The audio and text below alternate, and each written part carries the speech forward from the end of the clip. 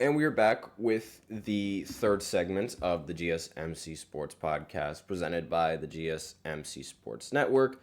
And in this third segment, we're going to go ahead and get into the matchup, the running back matchup that was really heavily anticipated, primetime matchup, the Saquon going up against Derrick Henry. And I like to call it the Bird Bowl because it was the Ravens and the Eagles, the two, arguably right now, the two best teams in the NFL that each have a bird as their logo. So it's like Bird Bowl. Like, how could I not call it a Bird Bowl? I've called a couple of games a Bird Bowl, actually. I think I called the Arizona Cardinals and the Seahawks game a Bird Bowl. There are several teams in the NFL, well, a couple of teams, I should say, that have a bird as their logo. But I like calling it the Bird Bowl because it's a fun little name. But again, that's just me. And also the Eagles going up against the Falcons. That also was a matchup that happened. I called that the Bird Bowl too. But again, it's a Bird Bowl. I like calling it that. So in this Bird Bowl, the Eagles ended up coming out on top. They ended up winning 24-19. This one was an extremely winnable game for the Ravens had their kicker made a couple of field goals because he's usually reliable. The kicker for the Ravens. In fact, like a lot of people, they even consider the Ravens kicker, Justin Tucker, the best kicker in the history of football. And here it seemed like he had a really bad game. He missed field goals, he missed extra points. It was just not a good game. He made one field goal. That was the first field goal that he made in the game in the first quarter. But then after that, it was bad. There was nothing positive to really say about this, even when the game was close. I mean, to start the third quarter, he missed a field goal, which would have put the Ravens up by 1. Then the Eagles punted, and then the Ravens missed another field goal, which would have put them up by 1 again. So already that's 6 points that Justin Tucker left off of the board. And the Eagles, they still couldn't really capitalize on this. And until the fourth quarter, where they eventually scored a touchdown to make the score 21-12. And obviously, Saquon Barkley, he ended up scoring that touchdown. But again, the game at this point shouldn't have been all that close because had he made the 2 field goals that he missed, then the score would have been 21-18, which would have made the game a little bit more winnable because all he'd have to do was make another field goal. And then the Ravens, they turned it over on downs, which the Eagles responded with a field goal. Then the Ravens, they ended up scoring a garbage time touchdown to end the game. And the final score being 24-19. This game was incredibly winnable had the kicker made a couple of field goals. But again, the offense for the Ravens, it didn't really seem as high-powered as expected. Lamar Jackson obviously played great in this game. He played solid, I should say. 23 completions to 36 passing attempts and 237 passing yards, along with 2 touchdowns on the day.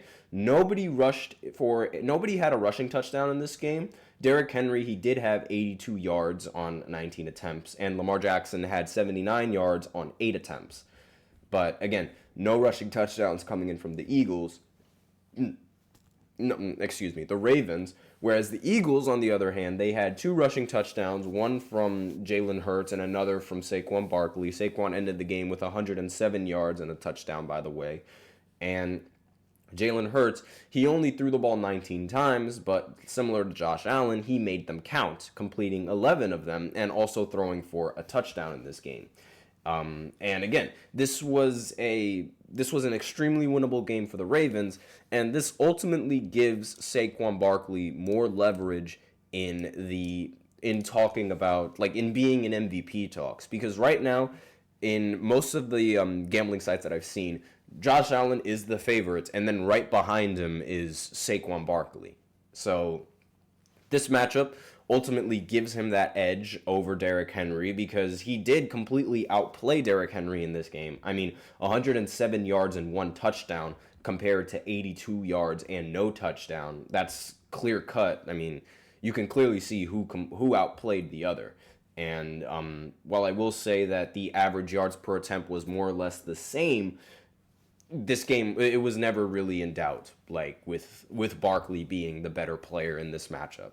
Like, it's just, you can look at the stats and you can clearly tell. But is this going to be able to push him into MVP talks? I don't really think this will give him I don't think this will, in the end of the day, give him that much leverage, right? The leverage that he has now is that he beat Lamar Jackson and Lamar Jackson suffered a loss.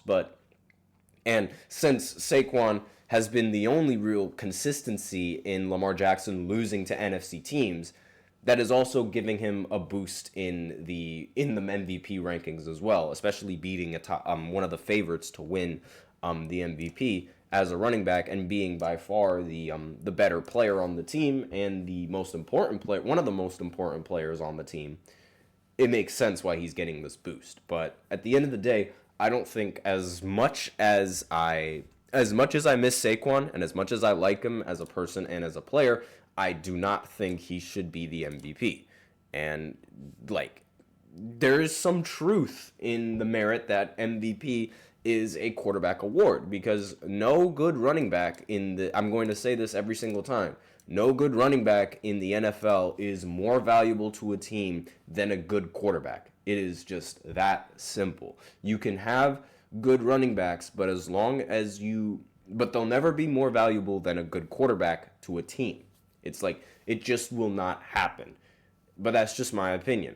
However, I will say that he has gained like a lot of respect, and he has gained the recognition to be in these kinds of MVP conversations, just based off of how his career has been and what the Eagles are doing with Saquon Barkley and their ability to win games through Saquon. It's like, most of the time, whenever you need a big play, Saquon is there to make it. And I completely understand why people would want to put him in MVP talks because of that. But again, no good running back is going to be more valuable to a team than a good quarterback. But we'll see how the rest of the season goes. Obviously, like, anything can happen. There's a chance that Josh Allen and or even Baltimore, they continue to lose in these big games, and that ultimately puts Saquon ahead of the race, ahead of a lot of people if the Eagles continue to win, or the opposite could happen. So the season is still young, but again, this was a huge missed opportunity for the Ravens. Now, what do they do with their kicker? That was one of the questions that came up in at the end of this game, because the kicker, like I said, Justin Tucker, if he would have made a couple of field goals, then this game would have been a lot closer, and the Ravens probably would have ended up coming out on top in this one had he made those field goals that we're used to seeing him make. It's like, he didn't even come up short. He just missed left, or he missed right. It's like, it was bad misses. It's not like something that we usually see. I guess any miss for Justin Tucker is a bad miss, because again, we're not used to seeing Justin Tucker miss field goals like that. But in this game was easily winnable for the Ravens had they made a couple of field goals and had they made a couple of extra points with this man. But again, it's like, this is just, I don't think you get rid of him, because a lot of people, they thought now would be the time to get rid of him, because it seems like he is no longer as good as what he was in previous years, or as consistent. I think personally, this was just a bad game for Tucker. Just me personally. I mean, kickers, they're going to have bad games. No one is perfect, and no one is going to be perfect, regardless of whether or not your only job is to make a field goal. No one is going to be perfect, and it happens. I don't think you get rid of him just for this one bad game. I think you continue to ride with him until the very end. But obviously, Justin Tucker is going to have to make those field goals if you're going to ride with him in the very end. But we'll see how it goes. I think he'll be fine. Now, with that out of the way, I'm going to go into a short break, and then afterwards I'm going to quickly try and recap all of the important games that went down over the weekend with football and as well as basketball. I'm going to try, so it's going to be really tough. But I'll be right back after this short break, so be sure to stay tuned.